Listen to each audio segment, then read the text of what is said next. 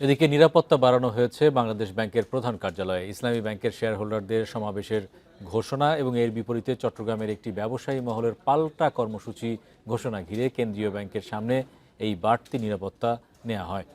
রোববার কর্মসূচি ঘোষণা দিলেও বাংলাদেশ ব্যাংকের সামনে দেখা যায়নি কোনো আন্দোলনকারীকে। শনিবার সামাজিক যোগাযোগ মাধ্যমে আন্দোলনের খবর ছড়িয়ে পড়ে। তার প্রেক্ষিতে এমন ব্যবস্থা নেওয়া হয়েছে বলে জানিয়েছেন বাংলাদেশ ব্যাংক মুখপাত্র আরিফ হোসেন খান। এদিকে বেশ কিছুদিন ধরেই লাগাতার আন্দোলন করছেন ইসলামী ব্যাংকের আমানতকারী এবং চাকরিচ্যুত কর্মকর্তা কর্মচারীরা।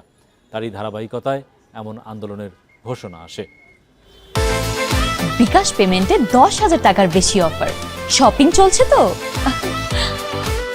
শাপলা চত্বর অত্যন্ত বিজি একটি জায়গা এবং আজকে থেকে অনেকেই দেশের ঢাকার বাইরে লোকজন চলে যাবে, অর্থাৎ যানবাহন যদি যানজট যাতে সৃষ্টি না হয় এবং যান চলাচল যাতে নির্বিঘ্ন থাকে, এই উদ্দেশ্যে হয়তোবা আইন শৃঙ্খলা বাহিনী আগে থেকেই এখানে যাতে কোনো প্রকার সভা সমাবেশ না হয় এই জন্য সমবেত হতে পারে বলে আমি মনে করি।